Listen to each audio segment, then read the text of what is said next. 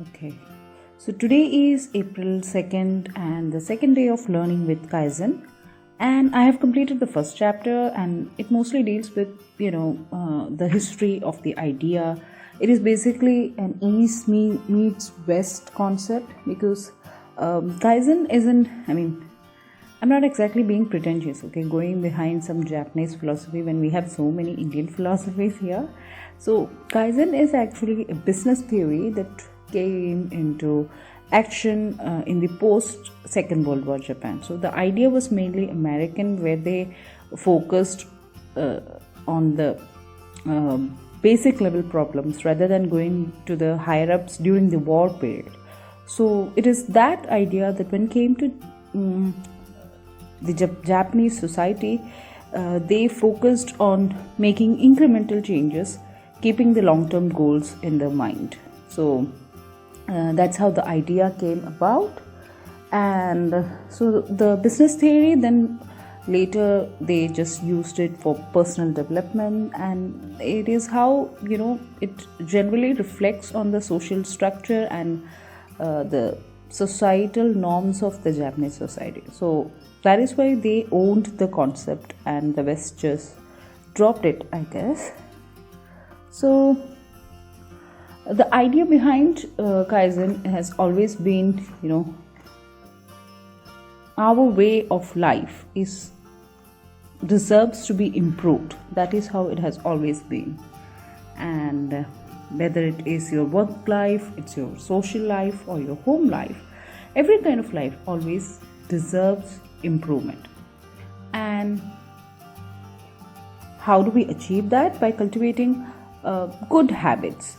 So what the book is trying to tell in this introductory chapter is that habits are created by a pattern. And so research has shown that for a habit to form, like for a pattern to form in your behavior, it takes 21 days to develop a habit. Yeah, that number sounds odd, but I would have been more shocked if my friend didn't show it to me a week before in the book. What was it? The Monk Who Sold His Ferrari. So the book talks about this idea as well. So look at this. I'm not kidding. Look at this. Statistic that is often bandied about in articles about changing your behavior is that it takes 21 days to form a habit, right? But Kaizen actually believes that it can be between 18 and 254 days. So how does a habit forms? Because the brain can make room for other things. Like you don't think about walking or sitting or standing or climbing up the stairs, because your brain has practice those skills, and when you do it, you don't even think about it. So when you create good habits, even however small they are, they give room to more thoughts and ideas in your brain, and that is how you become more creative and more productive.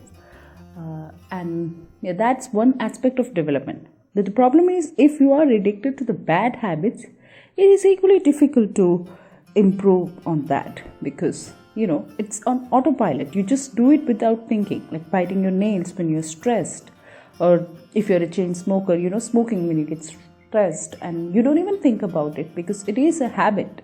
And that's the power of habit.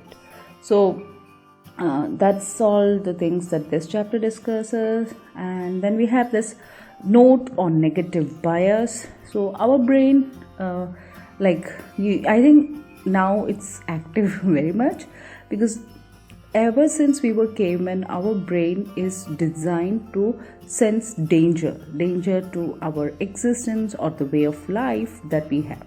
Which is why when we make drastic changes, our fight or flight system is on alert, like the recent events after the lockdown, because our brain tells us, to be on this alert level when things go wrong. That is our nature. And it goes for big drastic changes that are happening these days, or even a small change in your habit, like you want to wake up early and your body is not accustomed to it, then your brain just makes you sleepy all day. That's a simple thing, right? So what Kaizen helps to do is, when you do make small changes, it's like a cat tiptoeing around an alarm system, right? So the alarm would never go off because the change that you're making is actually not even noticeable. So we have to pamper our brain so that it does not trigger its alarm systems, and include those changes into our habits, into our daily life, and that is how we are going to make change. So this is all I got from the first chapter. It's just the intro, and we are going to see the practical applications of Kaizen, and yeah, you can see if I would become a better person or not. See you in the next session.